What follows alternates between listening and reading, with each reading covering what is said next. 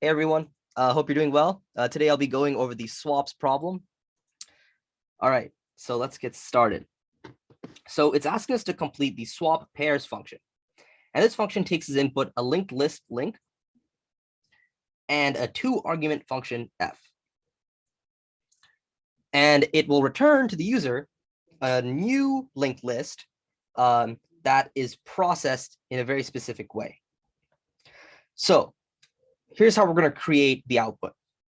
We're going to go to the linked list that they gave us, link, and we're going to process it in pairs. So let's say that one of the pairs we're looking at has 2 nodes, node A and node B.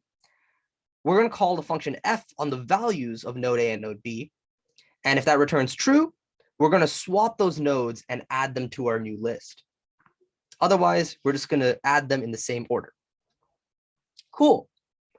So, no, and also it tells us to assume that we're calling f on node A and node B in that order. So it's the first one you process and then the second.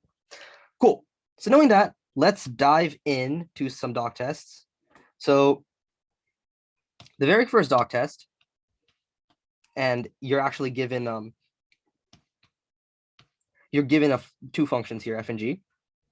So we're calling swap pairs on a linked list of length 1 and f. And that gives us back the list that we put in. And that's because we're going to be processing this in pairs. And so a linked list of length 1 is not really valid input. And so you can just sort of give that back to the user. And the same goes for an empty list as well. Cool. Our next doc test basically asks us to consider a linked list of length 2 with these 2 elements and using the function f as the other input. So we're going to be processing this in a pair. So we're going to be taking 2 of these together, and we're going to be calling f on the values of each of these. So f1 and 2. And f, as you can see here, is a function. Oh, that's a very, I need f, sorry. F right here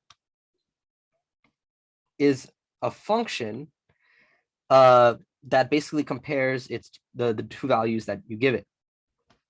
And so in this case, 1 is less than 2, and so it'll return true. And so the output we're actually going to flip these nodes. We're going to switch them around and add them to our list. And this is going to be the output. And that is what this is. Great. With that in mind, we can actually start solving this problem.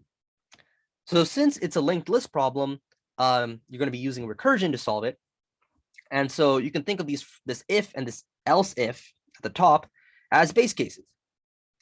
So the one base case you always want to consider is if link, which is the linked list that they gave us, is link.empty. So what if you get the empty list? Well, if you get the empty list, you can't do anything. So you just give them the empty list back. Similarly, another case you can consider is, let's say you're processing and you're at the end of the list. Or maybe an easier way to think about it is, let's say you're given a linked list of length 1. What do? Well, according to the first doc test that I went over, you're just going to be giving that list back. So if essentially if link.rest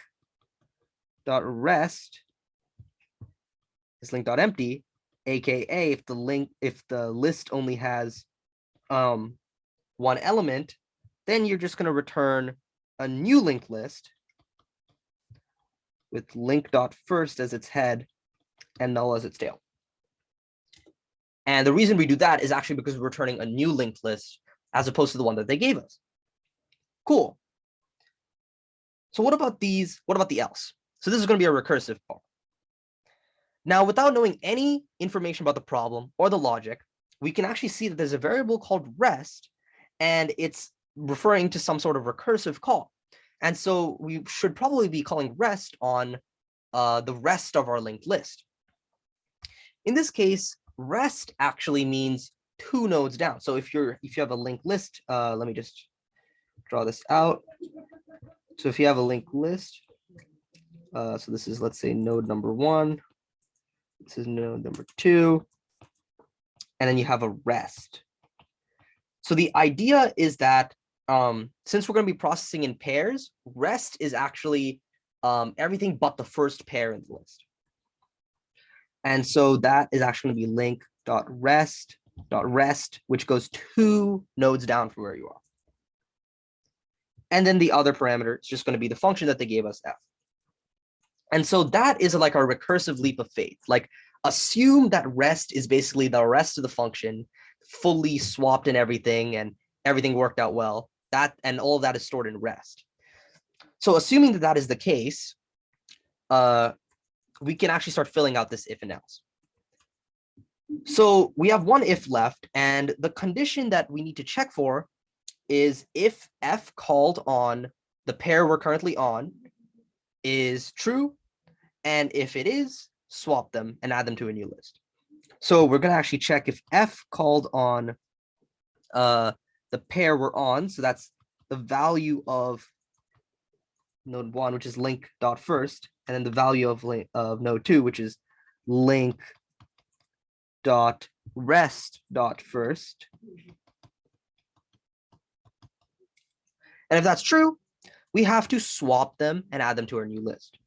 So we can start by creating our new linked list. And as its head, you actually want node 2's value. So assuming we're at node 1 right now, we're going to be looking for the value of link.rest.first. Cool.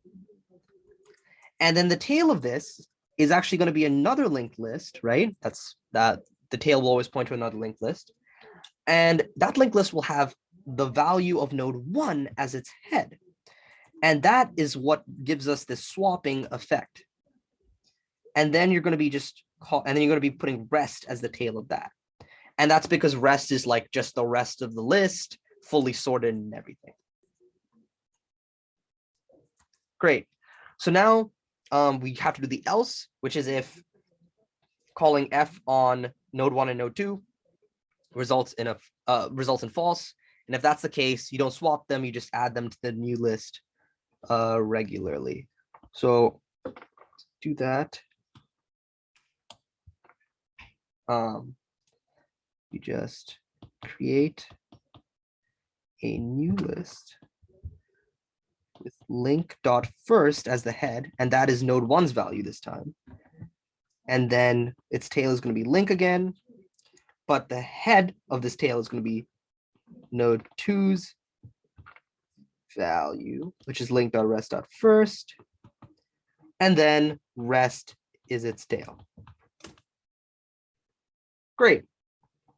And that's how you complete swap pairs. Thank you for watching.